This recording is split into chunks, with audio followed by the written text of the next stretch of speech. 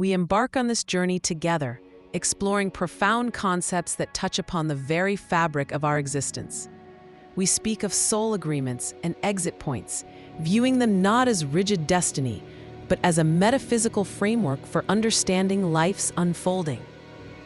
Within this perspective, we consider that before incarnating into physical form, souls make conscious choices. They select specific life experiences, forge relationships that will serve their growth, and even determine potential moments for their departure from the physical realm. From this viewpoint, the significant events of our lives, including the transition we call death, are seen as integral parts of a pre-planned contract. This contract is not a limitation, but a blueprint for learning and evolution. The overarching purpose behind these choices and agreements is the soul's growth. It is about learning lessons, expanding consciousness, and offering service to the collective. Let us delve deeper into what we mean by soul agreements. These are often understood as pre-incarnation contracts made between souls. They are mutual understandings forged in higher realms before entering the physical dimension. These agreements are designed to facilitate specific lessons or experiences for all souls involved. They create the conditions for encounters, challenges, and relationships that serve the soul's evolutionary path. Exit points within this framework are potential moments in a lifetime when a soul may choose to leave the physical body. They are not necessarily fixed dates, but rather junctures aligned with the soul's higher self's plan. These potential departure times are intended to align with the soul's readiness for its next phase of existence. They are moments deemed optimal for the soul's journey beyond the physical. However, it is crucial to understand that these exit points are not entirely rigid. They are often flexible, influenced by the exercise of free will and the ever-changing circumstances of life. While a plan exists, the soul's free will and the choices made during life can impact the timing and nature of these potential departures. Life is a dynamic interplay between plan and free will. From a spiritual perspective, a soul's departure from the physical body serves multiple, interconnected purposes.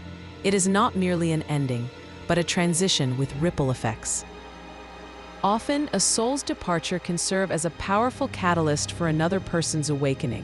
It can prompt deep introspection, leading individuals to question their beliefs and priorities. It can also serve to prompt inner strength and resilience in those left behind. Navigating grief and loss can unlock reserves of courage and wisdom previously unknown. Furthermore, each soul's journey, including its exit, plays a role in the collective evolution of humanity. Every experience, every transition, contributes to the larger tapestry of consciousness. Seen through this lens, a soul's exit from the physical is not a failure or a tragedy in the cosmic sense. It is viewed in many spiritual traditions as an act of service. By completing its physical journey, the soul fulfills its part of the agreement and moves on, allowing the lessons intended by its departure to unfold for others. A soul's departure inevitably influences those connected to it. It prompts individuals to reflect deeply on the nature of life, the meaning of love, and their own sense of purpose. This reflection, though often born from pain, is a vital part of spiritual growth. It encourages a reevaluation of what truly matters. Many spiritual traditions teach that what we perceive as death is not an end but a transition. It is a shedding of the physical form, allowing the soul to continue its journey in other dimensions. The intense fear surrounding death often stems from our deep attachment to the physical world and to the illusion of separation. We identify so strongly with the body and the ego that the thought of their dissolution is terrifying. This fear also arises from a linear view of time. We perceive loss as permanent because we see life as a straight line with a definitive endpoint. This perception of permanent loss and separation leads to attempts to trap or hold onto souls. We resist the natural flow of the soul's journey. These attempts can manifest in various ways. They can be emotional, such as intense clinging or an inability to let go.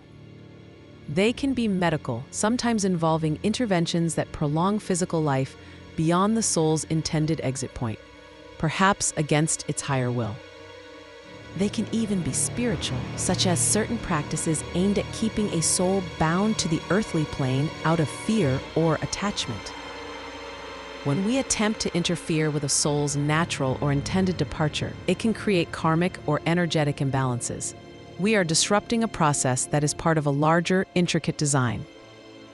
Holding a soul back from its chosen or planned transition can cause distress or fragmentation for that soul. It is like trying to keep a bird in a cage when it is time for it to fly. Such interference may significantly delay the soul's transition to its next phase of existence. The soul may feel confused or unable to move forward.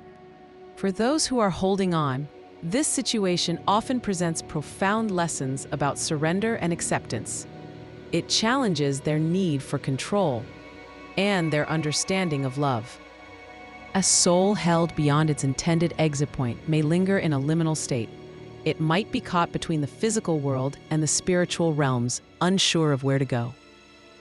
This lingering can lead to energetic confusion for the soul and potentially create attachments to the earthly plane that are not in its highest good. It is important to note that if a delay in departure aligns with a deeper soul agreement or serves a specific agreed-upon purpose, there may be no negative consequences.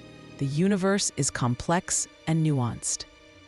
However, forcing a soul to stay against its higher will or its pre-incarnation plan disrupts its natural arc. This can create disharmony for the soul and for those involved. Furthermore, delaying a soul's departure can hinder the lessons intended for others who were meant to be impacted by that soul's transition. The ripple effects are paused or altered. Ultimately, trusting the soul's timing requires a profound act of surrender. It means letting go of our human desires for control, our fears, and our attachments. It requires us to trust that there is a higher wisdom at play, even when we cannot understand it from our limited perspective. It is about honoring the soul's journey above our own comfort. Practical application of these concepts involves honoring the free will of the dying soul. It means being present with love, but releasing the need to dictate the outcome. It also involves grieving with awareness. This means allowing ourselves to feel the pain of loss, but doing so with an understanding that the soul continues its journey. Grieving with awareness means processing our emotions without trying to hold the departed soul back. It's about sending them love and light for their transition. It is about finding peace in the understanding that love transcends physical form and that the connections forged between souls are eternal. Embracing these concepts can transform our approach to end-of-life care, grief, and our own lives.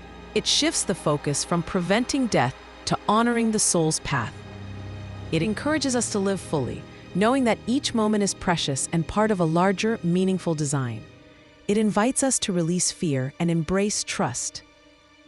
By understanding soul agreements and exit points, we can approach life's transitions, including death, with greater empathy, wisdom, and peace. We can support souls in their journey, both in life and beyond. Subscribe for more insightful discussions and concepts.